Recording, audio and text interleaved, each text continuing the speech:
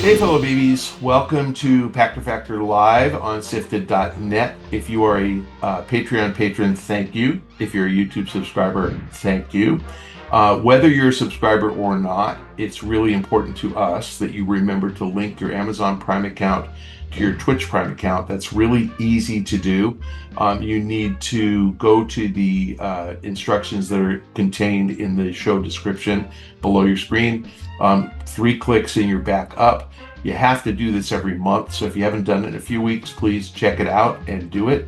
It costs you absolutely nothing. It's free. Amazon pays Shane $2.50 every time you click. So if we can just get a few hundred of you to click, Shane can make rent and we can come back and we can do this next week. With that said, appreciate all the support from all the patrons and all the people who linked their account. If you did that, you're getting this real time. If you didn't, you're getting it late. So it's no longer live. It's Pachter Factor old news. Today's topic, it's really not a question, is about Sony. And Sony PlayStation has put a job listing up on their website hiring a senior director of multi-platform and account management.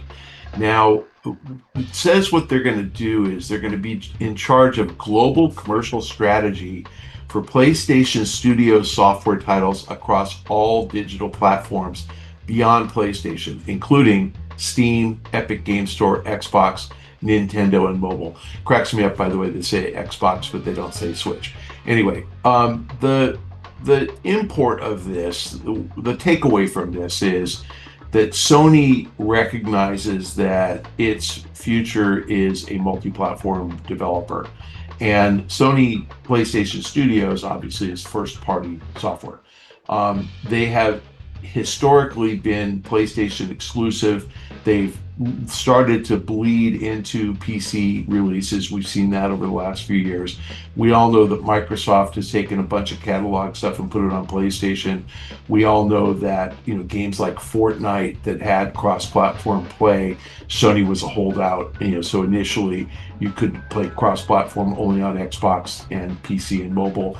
Sony came in begrudgingly a year later. And honestly, none of those things hurt PlayStation sales. So, Sony is now looking for a director to market PlayStation software, first-party software, to Steam, meaning PC, to Nintendo, meaning Switch, and to Xbox, and mobile. I think that's really smart. Will it hurt PlayStation sales?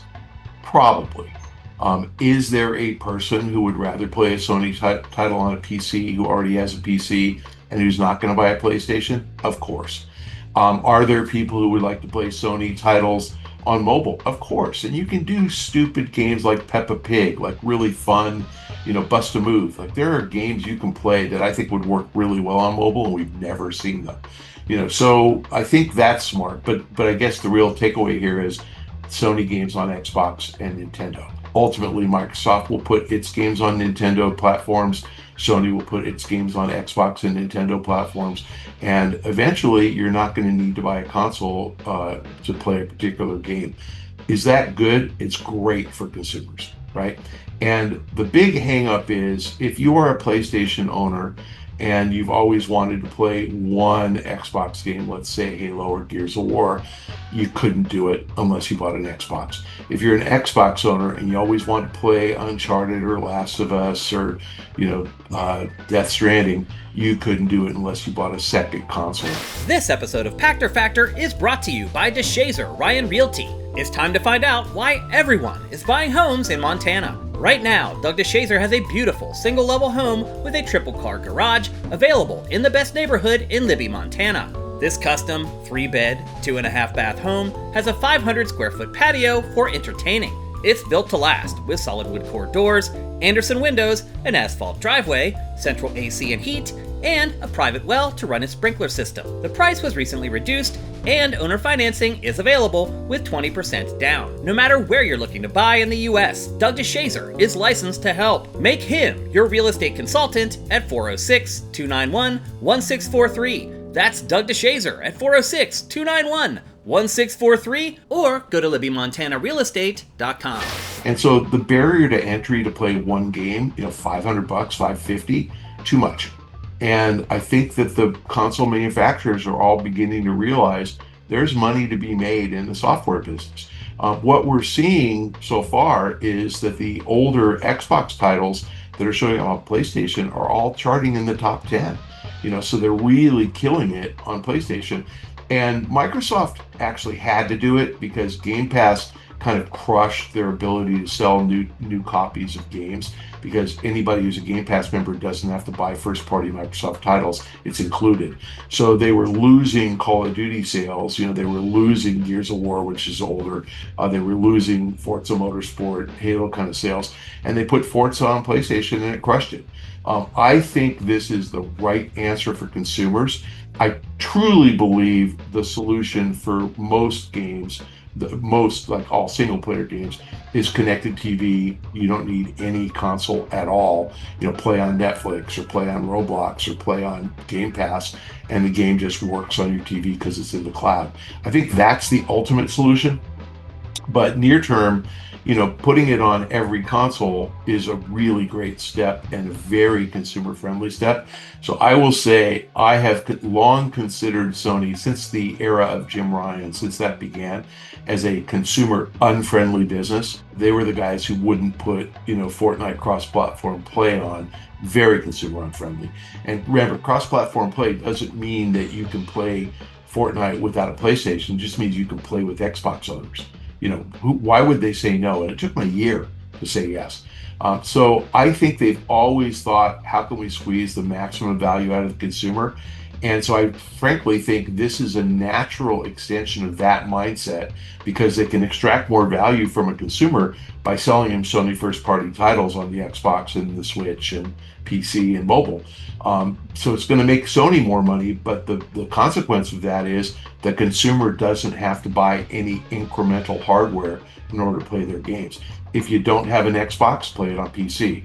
If you don't have a PC, play it on your phone. Now, again, phone games are different and they'll have to be built differently. But ultimately, I think that a lot of library stuff will work on Switch 2. Clearly, Switch 2 is capable of running pretty much all the existing Sony first-party library. So I think it's a really positive step in favor of consumers. It is the first in a long time from Sony that I've seen that I considered a pro-consumer move. I think it's great that they did it. The right question to ask yourself then is, why do I need a PlayStation?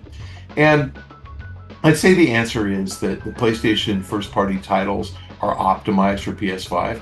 So the games probably won't look as good on the Switch 2. You're probably not going to get brand new titles. You're probably going to get games that have been out a year or more. But I think that it's very likely that you will see every platform holder except Nintendo, so Sony and Microsoft, do what Microsoft was required to do in its acquisition of Activision, which was keep Call of Duty available on PlayStation, and they did.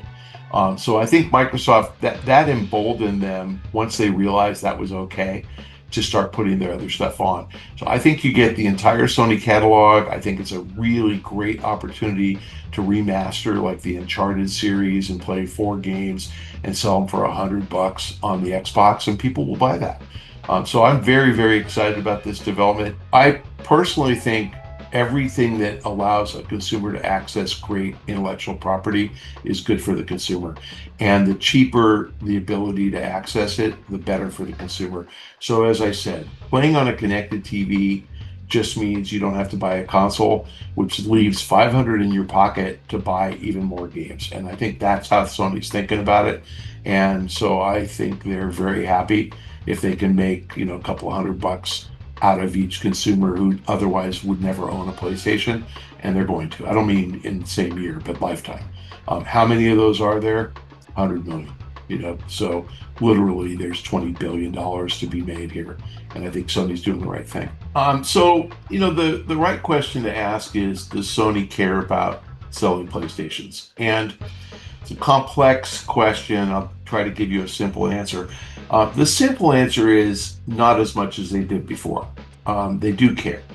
And if you think about the PlayStation model, and I'll give Sony credit, they pretty much invented it. I mean, Nintendo invented the console, the successful console, but Sony perfected it by coming up with this third-party royalty model where Sony made the console, sold it at near cost, and then charged the publishers a royalty for every piece of software sold on the PlayStation back in PS1.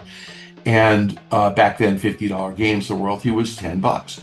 And so, Sony was like, okay, if we sell 100 million consoles and those 100 million people buy 5 games each, I'm just making the math easy, we'll do 500 million pieces of software. And if it's all third party, we charge $10 each, we make $5 billion. That was the deal. It's a profit deal. And that's a really brilliant model.